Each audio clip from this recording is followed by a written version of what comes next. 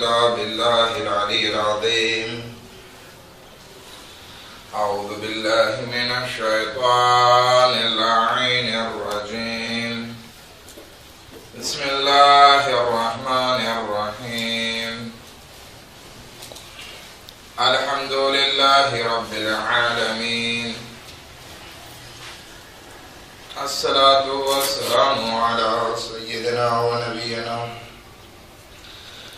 وحبيب قلوبنا وطبيب نفوسنا وشفيع ذنوبنا جد الحسن والحسين بالقاسم محمد. اللهم صل على محمد وعلى محمد وأهل بيته الطيبين الطاهرين المعصومين المظلومين ولعنة الله على أعدائهم أجمعين. بسم الله الرحمن الرحيم. ألف لام ميم. تلك آيات الكتاب الحكيم هدى ورحمة للمحسنين. اللهم صل على محمد وعلى محمد. આપણી બહેસ સૂરે લુકમાન ઉપર હતી અને ત્યાં સુધી પહોંચ્યા હતા કે ખુદાની મારિફત આપણે હાસિલ કરી શકીએ છીએ ખુદાની મખલૂકને જોઈને. મસલન જમીન અને આસમાન ઉપર વિચાર કરીએ, કુરાનમાં તદબ્બુર કરીએ, ખિલકત જન્નત અને જહન્નમ ઉપર વિચાર કરીએ, ખુદે આપણી શરીરમાં વિચાર કરીએ અથવા દિવસ અને રાતમાં વિચાર કરીએ. આ બધી વસ્તુમાં અલ્લાહની નિશાનીઓ છુપાયેલી છે અને આ બધી વસ્તુના કારણે ઇન્સાન અલ્લાહને ઓળખી શકે છે. માટે જરૂરી છે કે આપણે અલ્લાહને વધારેમાં વધારે ઓળખવા, અલ્લાહની વધારેમાં વધારે મારિફત હાસિલ કરવાની કોશિશ કરીએ. હવે શું ફાયદો આપણે અલ્લાહની મારિફતને હાસિલ કરીએ? તો ત્રણ ફાયદા વિશે આપણે વાત કરી ચૂક્યા કે જેમ જેમ ઇન્સાનની મારિફતમાં વધારો થશે એમ એમ ઇન્સાનને અલ્લાહ પ્રત્યે મોહબ્બતમાં પણ વધારો થશે. બીજી વસ્તુ, આ મોહબ્બત ફક્ત નહીં વધે બલકે અલ્લાહનો ખૌફ પણ ઇન્સાનની જિંદગીમાં વધારે આવશે. આપણે ઘણા નબીઓને જોઈએ છીએ કે રાય ખુદામાં, ખુદાની મોહબ્બતમાં બધો ખર્ચ પણ કરતા અને જ્યારે ઇબાદતમાં ઉભા રહેતા તો આખું શરીર એમનું ધ્રુજી ઉઠતું. તો મોહબ્બત પણ હતી ખુદા સાથે અને ડર પણ વધવા લાગ્યો કારણ કે મારિફત વધી. ત્રીજી વસ્તુ, અલ્લાહ પાસે જે વસ્તુ છે એને હાસિલ કરવામાં દિલચસ્પી થાય. આપણે કોઈને ઓળખતા હોય તો એની વસ્તુની કિંમત અને વેલ્યુ આપણને સમજાશે તો દિલચસ્પી થાય. આપણને અમલ કરવામાં દિલચસ્પી હોય, શોખ પેદા થાય, આપણા અમલમાં આળસ ના હોય. નમાઝ પઢીએ તો આળસ ના હોય બલકે શોખથી નમાઝ પઢીએ. રસૂલે ખુદા બિલાલને કહે છે, એ બિલાલ અઝિન ફિન નાસ વરહના, કે લોકોમાં અઝાન દે અને અમને રાહત કર. અઝિન વરહના, કે નમાઝ પઢવાથી અમને સુકૂન મળશે. તો આ શોખ હતો કે વાટ જોવામાં આવતી કે ક્યારે નમાઝનો સમય થાય અને ક્યારે અમે નમાઝને અલ્લાહની બારગાહમાં બરપા કરીએ. તો આ ત્રણ વસ્તુ પર આપણે વાત કરી ચૂક્યા કે જેમ જેમ મારિફતમાં વધારો થાય, મોહબ્બતમાં, ખૌફમાં અને શોખમાં વધારો થશે. અને ચોથી વસ્તુ, મૌલાએ કાયનાત હઝરત અમીર અલ-મુમિનીન અલી ઇબ્ન અબી તાલિબ અલૈહિ સલાતુ વસ્સલામ ફરમાવે છે,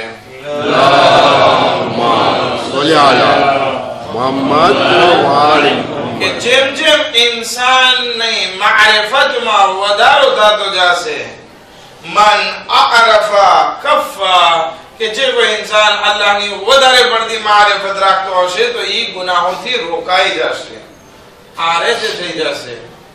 એને ખબર છે કે ખુદા મને જોઈ રહ્યો છે, ખુદા મને પકડી લેશે, તો એ ગુનાહ કરવા તરફ આગળ નથી વધતો. ચાહે જાહેરમાં હોય કે ચાહે એકાંતમાં હોય, ચાહે કોઈ જોવા વાળું હોય કે કોઈ જોવા વાળું ના હોય, પરંતુ કારણ કે આ ઇન્સાન ખુદાની મારિફત રાખે છે તો એ રોકાઈ જશે, ગુનાહ નહીં કરે. આપણે અગર જો ગુનાહ કરીએ છીએ તો એનો મતલબ સીધો એ થયો કે આપણી પાસે મારિફત ઓછી છે. અબ્દુલ્લાહ ઇબ્ન ઉમર એક જગ્યાએથી પસાર થતો તો પોતાના સાથીઓથી રસ્તામાં કંઈક રસ્તો ભૂલી ગયા અને બહુ જંગલમાં ને રખડવું પડ્યું. એ લોકો પાસે ખાવાનું હતું, એ ખાવાનું ખલાસ થઈ ગયું, પાણી ખલાસ થઈ ગયું, એકદમ પ્યાસા હતા એ લોકો. પછી માંડ જયારે રસ્તા ઉપર આવે છે ત્યાં એક ગોવાળ દેખાણો. ગોવાળ કોને કહેવાય ખબર છે? બકરા, ઘેટા બકરા ને ઢોર ચરાવવા વાળો હોય ને, આપણે એને કહેવાય ગોવાળ. તો આ એક માણસ હતો, પોતાના ઘેટા બકરાને લઈને નીકળતો હતો ચરાવવા માટે.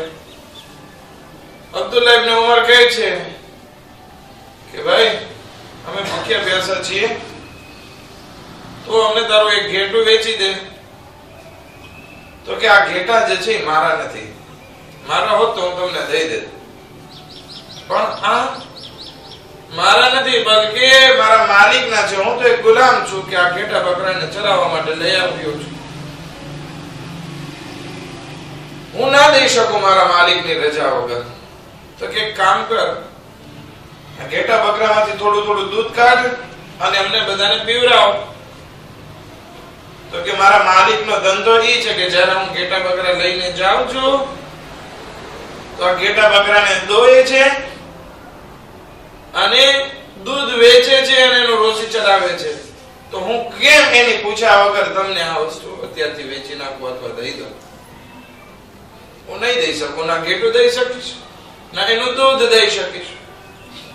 તો કે ભાઈ ક્યાં તારો માલિક અહીંયા જો આવશે, ઘેટો દઈ દે ને, હવે તને વધારે પૈસા દેશું. આપણે એમ શું કહીએ, ઉપલકમાં લઈ લઈએ. અબ્દુલ્લાહ ઇબ્ન ઉમર પણ ચાહતો હતો કે ઉપલકમાં ખરીદી કરી નાખે. માલિકને ક્યાં ખબર પડશે, કહી દે છે કે એક રસ્તામાં મરી ગયો અથવા એક્સિડન્ટ થઈ ગયો. ક્યાં તારો માલિક જોવા નીકળશે ને શું વાત થશે? કે દૂધ પીવડાવીશ તો ખબર કેમ પડશે એટલા બધા બકરા છે કે અમે થોડું એક ગ્લાસ દૂધ પીધું છે? ક્યાં ખબર પડવાની છે તારા માલિક? તો ગોવાળ આમ કરે છે, આઈન અલ્લાહ. તો પછી અલ્લાહ ક્યાં? વિચાર કરીએ. અબ્દુલ્લાહ ઇબ્ન ઉમર જ્યારે પણ આ સફરને યાદ કરતો ત્યારે આંગળી ચીંધીને કહેતો, આઈન અલ્લાહ. ક્યાંથી જાણવા મળ્યું એને? એક ગોવાળની મારિફત ખુદા પ્રત્યે કેટલી મહત્વની હતી કે એને ફાયદો મળતો હતો. ગુલામ હતો, જાવા દીધું એ ફાયદાને અને કીધું કે આઈન અલ્લાહ, ખુદા ક્યાં? મતલબ કે આપણી મારિફત અને ઈ ગોવાળની મારિફતને કમ્પેરિઝન કરીએ તો આપણે ઘેટા તો લગભગ 2 લાખના હોય, બકરા 2 લાખના હોય, પણ આપણે તો 2000 રાત માટે ખુદાને ભૂલાવી દઈએ છીએ. ઘણી વખત એવું બનતું હોય છે. નહીં, ખુદા જ્યારે એની મારિફત આપણી જિંદગીમાં વધવા લાગશે તો પછી આપણે ગુનાહ તરફ આગળ નહીં વધીએ. હઝરત યુસુફ અલૈહિસ્સલાતુ વસ્સલામ ને ગુનાહથી કઈ વસ્તુ રોકે છે? ત્યારે તો કોઈ નહીં હતું. હઝરત યુસુફ પણ જવાન હતા, ઝુલેખા પણ જવાન હતી. ઝુલેખા સામેથી દાવત આપે છે, તેમ છતાં હઝરત યુસુફ ઝિના તરફ આગળ નથી વધતા. કઈ વસ્તુ રોકે છે? અલ્લાહની મારિફત. જ્યારે ઇન્સાનને ખુદાની મારિફત આવે છે તો એ ગુનાહ તરફ આગળ. આ ચોથો અસર જિંદગીમાં ખુદાની મારિફત. પાંચમો અસર, લગભગ 8 અસર છે. મારો વિચાર હતો કે આજે બધા પૂરા કરી નાખો. જો થશે તો ઠીક છે, નહીં કે દિવસના ક્યાં દુષ્કાળ છે. બરાબર છે. પાંચમી વસ્તુ એ પણ મૌલાએ કાયનાત હઝરત અમીર અલ-મુમિનીન અલી ઇબ્ન અબી તાલિબ અલૈહિસ્સલાતુ વસ્સલામ ફરમાવે છે,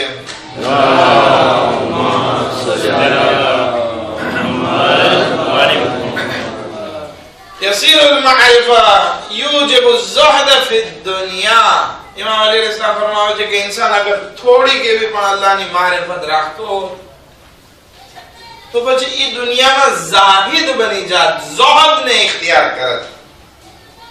ઝુહદ એટલે શું? આગલા જમાનામાં ઝુહદનો મતલબ એ કાઢવામાં આવતો હતો કે દુનિયાને મૂકી અને ચાલ્યો જાવ. દુનિયાને મૂકી દેવી, દુનિયાને ऐश આરામને મૂકી દેવો, સાદી જિંદગી, એને ઝુહદ કહેતા. પરંતુ દર હકીકત દુનિયાને તર્ક કરવાનું નામ ઝુહદ નથી. ઝુહદ કઈ વસ્તુનું નામ છે? કુરાન મજીદ બયાન ફરમાવે છે, લા તયઅસુ અલા મા ફાતકુમ વલા તફરહુ બિમા આતાકુમુલ્લાહુ મિન ફadલે. કે તમે નારાજ ના થઈ જાઓ જે વસ્તુ તમારા હાથમાંથી ચાલી ગઈ છે. તમારા હાથમાંથી અમુક વસ્તુ ચાલી ગઈ, તમે નારાજ ના થઈ જાઓ. વલા તફરહુ બિમા આતાકુમુલ્લાહુ મિન ફadલે, અને ઈ વસ્તુમાં ખુશ પણ નહીં થઈ જાઓ કે ખુદાવંદ આલમે તમને આ બધી વસ્તુ અતા કરી દીધી છે પોતાના ફઝલો કરમથી. ના ખુશી ના ગમ, આ બંને વસ્તુ જ્યારે ઇન્સાનની જિંદગીમાં આવે તો એ ઇન્સાન જાહિદ કહેવાશે. મારા પાસે ગમે એટલો માલ હોય, મને શું ફાયદો? એક વખત તો મારે અહીંયા મૂકીને જવાનું છે, તો હું શું ખુશ થાવ એ માલ ઉપર? મને મોટો નુકસાન થયો, હું શું કામ ગમગીન થાવ? એક વાર તો દાવાનું જ છે, મોત આવશે ત્યારે મારા હાથમાંથી તો બધું જવાનું જ છે. આ વસ્તુ જ્યારે ઇન્સાનની જિંદગીમાં આવશે તો એ ઇન્સાન ઝુહદ વાળો કહેવાશે. એક આલિમ, એના પાસે દોલત બહુ હતી. મને લાગે છે કે આ શેખ બહારીનો વાક્યો છે, કારણ કે એ પણ મોટા એન્જિનિયર હતા, આલિમ હતા, અને બહુ વધારે એના પાસે દોલત પણ હતી, કારણ કે મોટા મોટા પ્રોજેક્ટ ને બધું કરતા હતા. એ આલિમ પાસે એક દરવેશ આવે છે. એ દરવેશ તો પોતાની જાતને જાહિદ માનતો હતો કે દુનિયામાં ક્યાંય જ્યાં રાત પડે ત્યાં સુઈ જાય. એના પાસે એક કટોરો સમજો છો ને, કે આગલા જમાનામાં ઘણા ફકીર આવતા તો એના પાસે કાળા કલરનો એક બકોલા જેવો વાટકા જેવું હતું. શું કહેવાય ને, બકોલી. એ બકોલી જેવું, એમાં એ ભીખ માંગે, એમાં એ ખાય, અને જ્યારે ખાવા પીવાનું કામ પતે એટલે પછી એ ઇબાદતમાં મશરૂફ હોય. એને દુનિયાથી કાંઈ પડી ના હોય, જે થાવ હોય થાય. એવા માણસ પોતાની જાતને જાહિદ કહેતા. ઈ જ્યારે માંગતો જ્યારે આ આલિમના ઘર પાસેથી વટાણો, ત્યારે કહે છે કે ચાલ હું આને નસીહત પણ કરું. જાય છે, કહે આલિમ તો એટલો બધો જાણકાર, કુરાનને જાણકાર, હદીસોને જાણકાર, આટલો બધો આલિમ, મસાઈલનો જાણકાર, છતાં પણ આ દુનિયાનો તું કૈદી બની ગયો છે. જો તારા લિબાસ કેટલા કિંમતી છે, તારું ઘર કેટલું કિંમતી છે, આ બધી વસ્તુ તને શું કામ લાગશે કયામતમાં? તું શું કરવા આવ્યો છે? આ ઝુહદ નથી, આ દુનિયા પરસ્તી છે, આ દુનિયાની મોહબ્બત છે કે તું રાખીને બેઠો છે. હવે એ આલિમ હતા કે વાત સાચી છે, દરવેશ સાહેબ, ફકીર સાહેબ, તમારી વાત બહુ સાચી છે. હવે મારે શું કરવું જોઈએ? તો કે મૂકી દે આ દુનિયાની મોહ માયા. આ દુનિયા કાઈ નથી, આ દુનિયા કોઈની સગી નથી થઈ. કોણ કહે છે? એ દરવેશ કી ફકીર કહે છે કે મૂકી દે દુનિયાની મોહ માયા. એક દિવસ તારે આ દુનિયા મૂકીને જવાનું છે, મૂકી દે. તો કે આપણે ક્યાં જશું? કે મને નથી ખબર, તું દુનિયામાં ચાલ, અલ્લાહની ઇબાદત કર, આ બધું મૂકી દે. ના શેખ બહારી અથવા એ આલિમ કહે છે કે આપણે હજનો સમય હમણાં નજદીક છે, ચાલ આપણે બે હજ કરવા માટે તૈયાર થઈ જઈએ અત્યારે. તો કે હા ચાલ. આ આલિમ અને આ દરવેશ, આ ફકીર બંને હજ કરવા માટે નીકળી જાય છે. રસ્તામાં એક કૂવો આવે છે કે ત્યાં બંને રોકાય છે પાણી પીવા માટે. પાણી કાઢે છે, પાણી પીવે છે, જરાક રાહત આરામ કરે છે. બંને દીપાર આગળ થોડુંક વધે છે ત્યાં આ ફકીરને યાદ આવે છે કે મારી બકોલી, મારો વાટકો છે ઈ કૂવા પાસે ભૂલાઈ ગયો છે. જ્યાં પાણી પીવા રોકાણા હતા ત્યાં ભૂલાઈ ગયો છે. કહે છે આલિમ સાહેબ તમે વાટ જુઓ, હું મારી બકોલી લઈ આવું. તો કે મૂક ને, આ દુનિયાને શું કરીશ, તારી બકોલી જ છે ને. તો કે ના, એ બહુ કિંમતી વસ્તુ છે, એમાં હું ખાઉં છું, એમાં હું ભીખ માંગુ છું, એમાં પાણી પીઉં છું, ઈ હું ના મૂકી શકું. તો કે આપણે હજમાં નથી જવું? તો કે હજમાં પછી પેલા બકોલી. આલિમ ઘણો મને આવે છે, મૂકી દે હવે બકોલીની કિંમત કેટલી, તો કે નહીં પેલા બકોલી પછી બધી દુનિયા. તો કે ભાઈ તું કેવો જાહિદ છે કે તે દુનિયાને તો તર્ક કરી પણ તારી બકોલીને ના મૂકી શક્યો. દરઅસલ ઝુહદ આ નથી, તમારા પાસે ગમે એટલી વસ્તુ હોય પરંતુ એનાથી લગાવ એવો ના હોવો જોઈએ. ઈ વસ્તુ થઈ દુનિયા, ઈ વસ્તુ થઈ ઝુહદ. એટલા માટે ખુદા કહે છે કે તમારા હાથમાંથી જે કઈ ચાલ્યું જાય એના ઉપર તમે નારાજ ના થાઓ, અને ખુદા તમને ગમે એટલી દોલત આપી દે તમે એના ઉપર ખુશહાલ અને મુતકબ્બિર ના થઈ જાઓ, કારણ કે આ બધું એક દિવસ તમારા પાસેથી જવાનું છે. તો આ લગાવ, આ મોહબ્બત, આ જોડાણ દુનિયા સાથે ના હોવું એને કહેવાય છે ઝુહદ. તો જે કોઈ ઇન્સાન ખુદાની મારિફત રાખે છે એને આ દુનિયામાં ગમે એટલી વસ્તુ આવી જાય કે ચાલી જાય એને કઈ ફરક પડતો. મોલાએ કાયનાતની જિંદગીમાં કેટલી વાર જે છે એ દોલત ઢગલાના મોઢે આવી, એટલી દોલત આવી કે વાત. પણ ઇમામ કઈ નથી પડી નથી દોલતની, બધું રાહ ખુદામાં આપી દે છે એક ઝટકામાં. ઇમામે હસન મુશ્તબા કેટલી વખત પોતાનો આખો માલ જે છે એ રાહ ખુદામાં તકસીમ, અને કેટલી વખત અડધો માલ રાહ ખુદામાં તકસીમ. શું કામ? દોલત હોવી ખરાબ વસ્તુ નથી, પરંતુ એની માટે મરી પડવું એ ખરાબ વસ્તુ છે.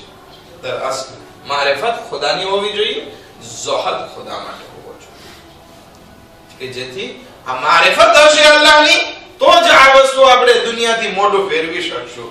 નહીતર જ્યારે આપણી મરવાનો સમય આવશે ત્યારે આપણને કહેતા હશે કે ચાલો રૂહ કબ્ઝ થતી હશે, આપણે આપણી દોલત દીકરા બાયડી કરતા હશું, ત્યારે કે બધું આ દુનિયામાં રહી જવાનું છે, કઈ સાથે આવવાનું. તો પાંચમી વસ્તુ કે જે ઇન્સાનને અલ્લાહની મારિફત હાસિલ કરવાથી મળી શકે છે ઈ છે ઝુહદ. ઝુહદ એટલે દુનિયાથી લગાવ ના હોવો. છઠ્ઠી વસ્તુ જલ્દી પૂરું કરીએ આપણે. છઠ્ઠી વસ્તુ ઇમામ સાદિક અલૈહિ સલાતુ વસલામ ફરમાવે છે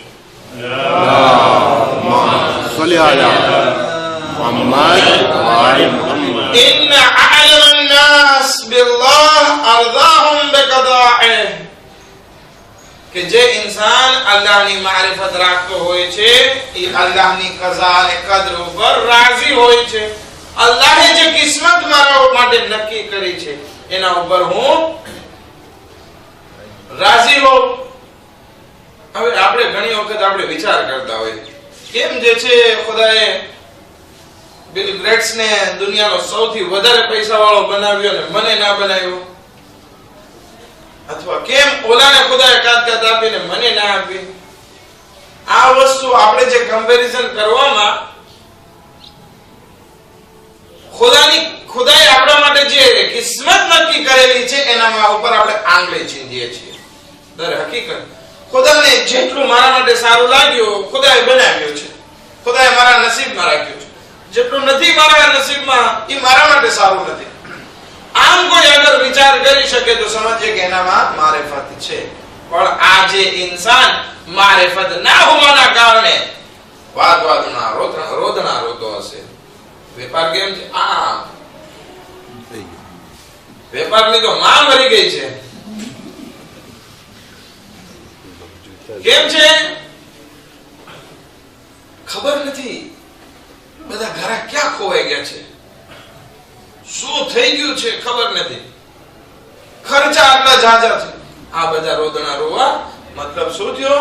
ઇનડાયરેક્ટલી ખુદાને આપણે કહીએ છીએ કે ખુદાયા તે જે મારા માટે રાખ્યું છે એમાં ઉપર હું રાજી નથી. હવે એક એક્ઝામ્પલ લઈએ આપણે. હું એક પ્રોગ્રામ બનાવું કે ભાઈ કુરાન શીખવું હોય તો આમ કરવું પડશે. પેલા અલીફ બે, પછી ઝબર ઝેર, પછી હરકત, પછી જે છે શબ્દો શીખવાના છે, અને પછી મદ ને બધી વસ્તુ રોકાવાની વસ્તુ, અને પછી આપણે કુરાન શીખશું, અને પછી એના ઉપર મહેનત કરશું. આ એક મારો પ્રોગ્રામ પૂરો, કારણ કે મને કુરાન શીખવાડતા આવડે છે.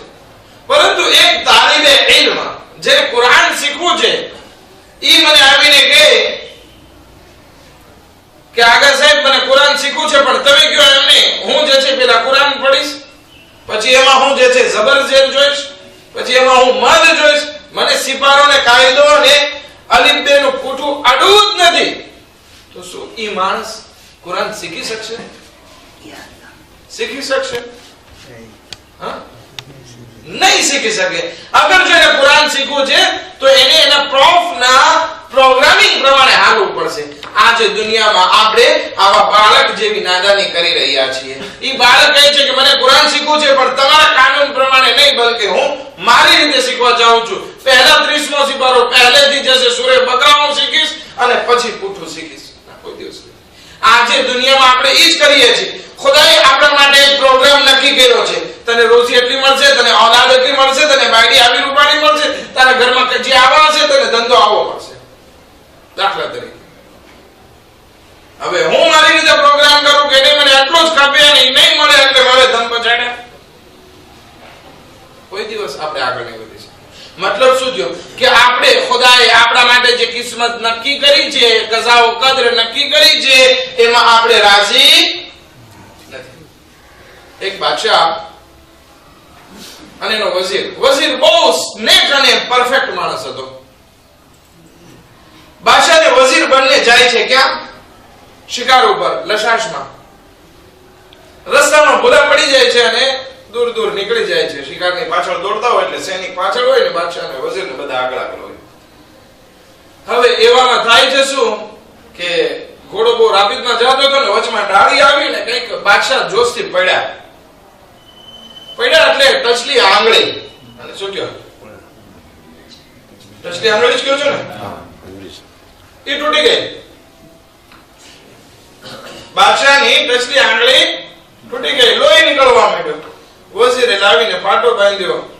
ઓલો બાદશાહ રાડા રાડી કરતો તો આ દુખે છે. ઓલો વઝીર બાદશાહને દિલાસો આપવા માટે કહે છે કે બાદશાહ સાહેબ સબ્ર કરો, ખુદા જે કરે છે એ સારું જ કરે છે. તો કે શું ખુદાએ મારી આંગળી તોડી નાખી, સારું થયું મારા માટે? તો કે હા, એ પણ સારું થયું. બાદશાહ નિર્ભય લો, જેવા ઘરે પાછા આવે છે સિપાહીઓને હુકમ આપે છે અને જલ્દી કેદમાં નાખી દો. મારી આંગળી તોડવા ઉપર તૂટવા ઉપર રાજી થાય છે કે ખુદાએ જે કર્યું સારું કર્યું. વઝીરને નાખી દીધો કેદમાં. થોડા વખત થયા, બાદશાહની આંગળી સારી થઈ એટલે બાદશાહ વળી પાછા શિકારમાં ઉપડ્યા અને આગળ ગયા. આ વખતે વઝીર સાથે નહીં હતો. હવે આદિવાસી લોકોના વચ્ચે ઘેરાઈ ગયો. આદિવાસી કોને કહેવાય? કે જે જંગલમાં રહેતા હોય, જેને કાંઈ સમાજથી કઈ ઓલું ના હોય, એ લોકોની જંગલની રહેણી કહેણી હોય એને કહેવાય છે આદિવાસી, જંગલી લોકો. એના વચ્ચે ફસાઈ ગયો. બાદશાહને પકડી લીધો, ચારેક વરથી ઘેરી લીધો, પકડી લીધો અને બાંધીને લઈ જાય છે. જેવા એક જગ્યા ઉપર લઈ ગયા કે જ્યાં મોટો પથ્થર હતો, એક મૂર્તિ જેવો હતો.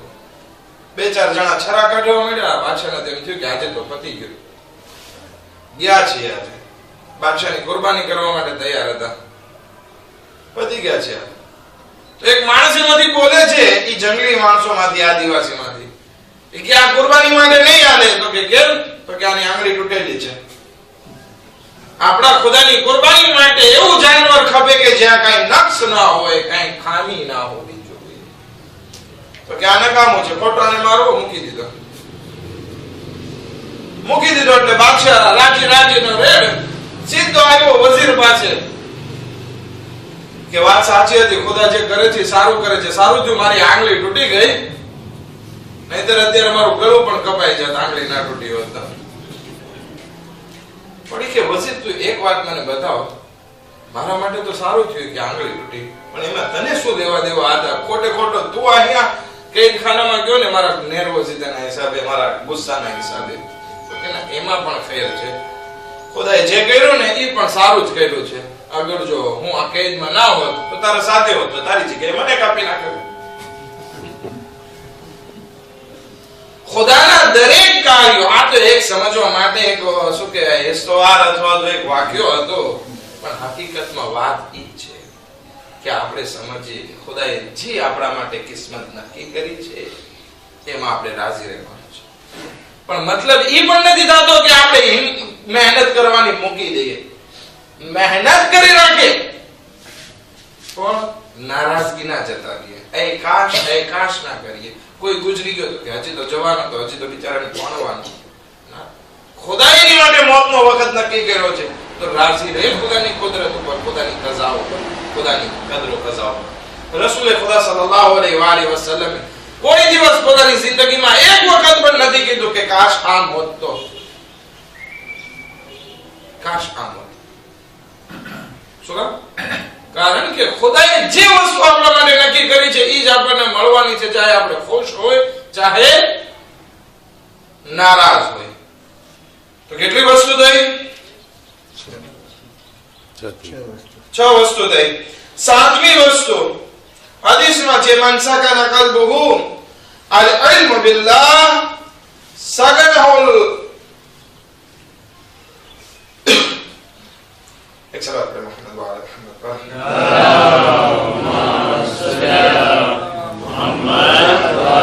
સગનહુલ ગના અન ખલ્કિલ્લાહ. જે કોઈ ઇન્સાનમાં જે છે અલ્લાહની મારિફત આવી જાય તો પછી એ દુનિયાનો મોહતાજ રહેતો નથી. એ દુનિયાનો સૌથી પૈસાવાળો થઈ જાય છે, અમીર માણસ થઈ જાય છે. આપણે એમ કહીએ કે અમીર કોણ, પૈસાવાળો કોણ? જેની પાસે વધારે દોલત હોય? નહીં, એ માણસ નથી. બલકે સૌથી અમીર માણસ એ માણસ છે કે જે બીજી કોઈ વસ્તુનો મોહતાજ ના હોય.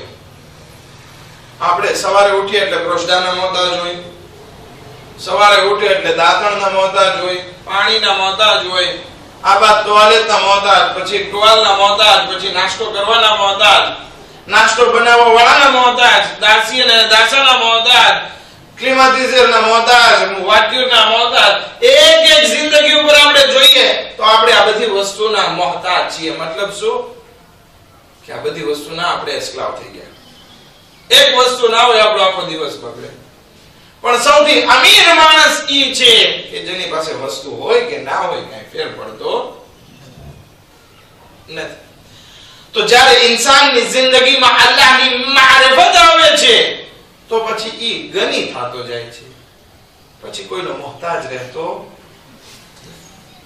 કોઈ સલામ કરે કે ના કરે એને શું ફેર પડવાનો છે? કોઈ સામું જોવે કે ના જોવે શું ફેર પડવાનો છે? પછી એનો રબ્ત, એનો સંબંધ ખુદા સાથે થઈ જાય છે અને સૌથી વધારે ગની થઈ જાય છે.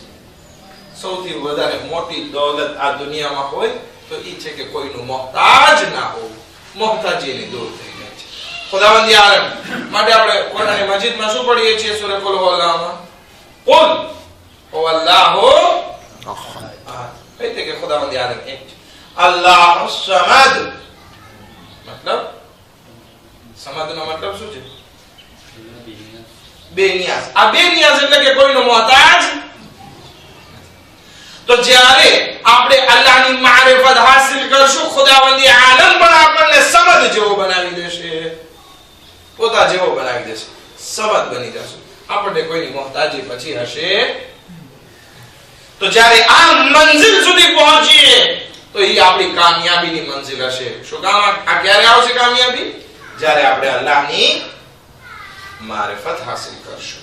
અને 8મી વસ્તુ, છેલ્લી વસ્તુ કે જેથી આવતીકાલથી આપણે જે છે એક બીજો વિષય શરૂ કરી શકીએ. બસ એક ઇશારો કરી જમત તમામ હદીસમાં છે. અઅલમુન નાસ બિલ્લાહ અક્સરુહુમ લહુલ મસઅલા.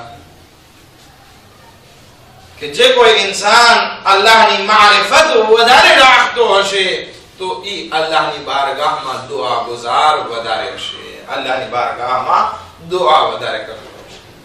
આપણે અહલે બેત અલૈહિમ સલામની તરફ નજર કરીએ. મૌલાએ કાયનાતની જિંદગીમાં કેટલી દુઆઓ આપણને નસીબ થાય છે. લગભગ 500 જેટલી નાની મોટી દુઆઓ આપણને મળે છે. આપણા ચોથા ઇમામની જિંદગીમાંથી 200, 250, 300 જેટલી દુઆ જે છે આપણને નસીબ થાય છે. બીજા ઇમામોની જિંદગી રાત રાત જાગીને દુઆ. મતલબ શું છે કે એ લોકોની મારિફત બહુ ફોરમાં માટે કોશિશ કરીએ કે આપણે આપણી જિંદગીમાં મારિફતને વધારીએ. પછી ઓલી દુઆએ કોમેલ પડાવી હશે ને આપણે આમને બેઠા હશું ને વિચાર કરતા હશું, ઈ નહીં હોય. આપણે પણ સાથે સાથે દુઆએ કોમેલ પડતા હશું. આપણને શોખ હશે કે આપણે ખુદા સાથે વાત કરીએ, ખુદા પાસે માંગીએ, ખુદા સાથે મુનાજાત કરીએ. આપણા ચોથા ઇમામની 15 મુનાજાત કેટલી સરસ મજાની મુનાજાત છે. કોઈ વખત આપણે સહીફે સજ્જાદિયા ખોલી લેવા છે કે જોઈએ કે ઇમામની મારિફત કેટલી હતી અને મારિફત હોવાના હિસાબે આ દુઆની વાતો કેટલી અઝીમ વાતો છે અલ્લાહ ને ઇમામો વચ્ચે. માટે કોશિશ કરીએ કે આપણે મારિફતમાં વધારો કરીએ કે જેથી દુઆમાં પણ દિલચસ્પી આવે. અલ્લાહની બારગાહમાં દુઆ કરીએ. ખુદાએ બિહક મોહમ્મદ વ આલે મોહમ્મદ हमारा गुनाह ने कबीरा सगीरा ने माफ फरमा, हमारी मुश्किलातों ने आसान फरमा, हमारा रिस्क में बरकत फरमा. खुदा के मोहम्मद व आले मोहम्मद हज़रत आयतुल्लाह सिस्तानी ने दीगर मराजियों ने सेहत और सलामती साथ नबियों भी इनायत फरमा.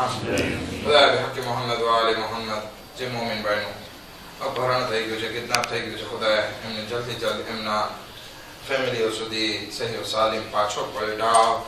ખુદાએ બાકી મોહમ્મદ વ આલે મોહમ્મદ ઇમામ ઝમાન અલ ઇસ્લામ ના ઝુહૂરમાં જલ્દી જલ્દ તાજીલ ફરમા અને મોમિનાત સર્વ શુમાર ફરમા. રબ્બના તકબ્બલ મિન્ના ઇન્નકા અંતસ સમીઉલ